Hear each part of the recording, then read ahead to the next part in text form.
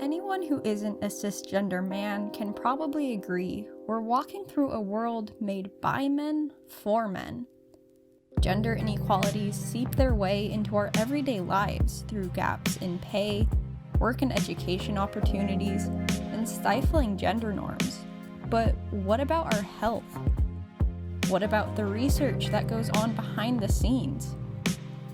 What if I told you that simply because you are born in a female body, you are 17% more likely than a male-bodied person to die in a car crash, and 73% more likely to be severely injured? Simply because your body type isn't once considered when seatbelts are designed, and the crash test dummies used to ensure your safety are only made to look like the average male. What has this resulted in? 4 decades worth of deadly consequences.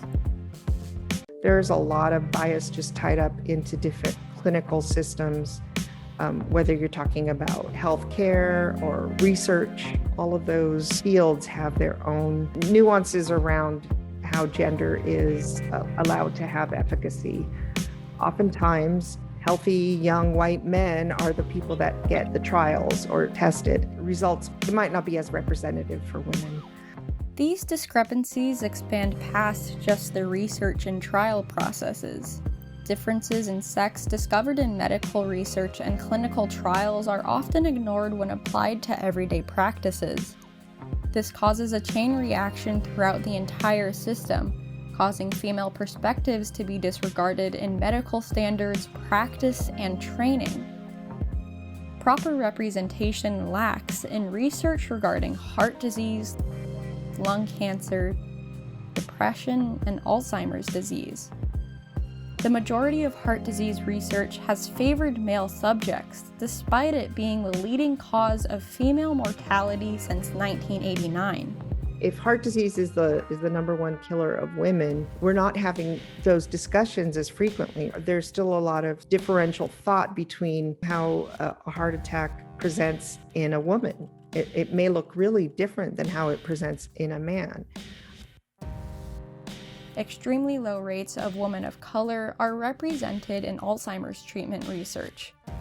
In a 2017 trial for a drug to treat the disease, only 1.6% of subjects were African American women, even when they are 2 times more likely to develop the disease.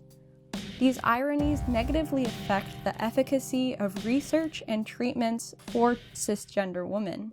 When we talk about diversity and inclusion, those are real, I don't want to say glass ceilings, because we always think about going upwards, but what we really want to think about is going outwards, right? So who are we including? That's where that power sharing needs to happen, or power giving even. And while things have changed greatly, I think in the last couple decades, we still see it in the data, either representing scientists in the field. There's such fewer women, but even people benefiting from certain types of research.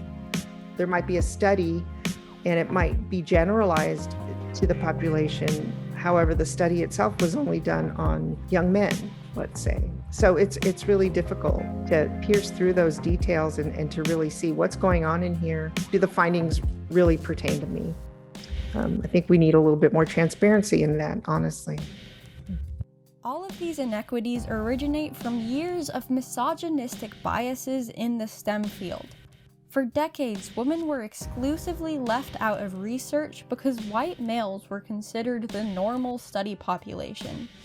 Bias against women's attitudes during the trial process, and researchers viewed women as confusing and expensive due to our unpredictable hormonal levels. These biases still creep their way into modern medicine. The idea of women needing their own research is not widely accepted, and race, sex, and gender have yet to be integrated into all areas of research.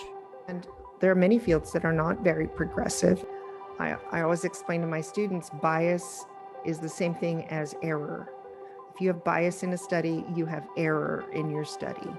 And so I want us to think about bias as an error right? If we favor boys over girls, that's an error. If we favor certain races over another, those are errors. The only way to further advance and protect women's health is through promoting equity throughout research requirements, design, and analysis of clinical trials. In this time where the health of ourselves and our friends and family is such a huge concern, we should be asking what kind of research influences today's medical standards. These gaps in research have threatened the health of women for generations, and the lack of change will affect numerous generations to come. Female health can no longer be viewed as something secondary or something that can be left to chance.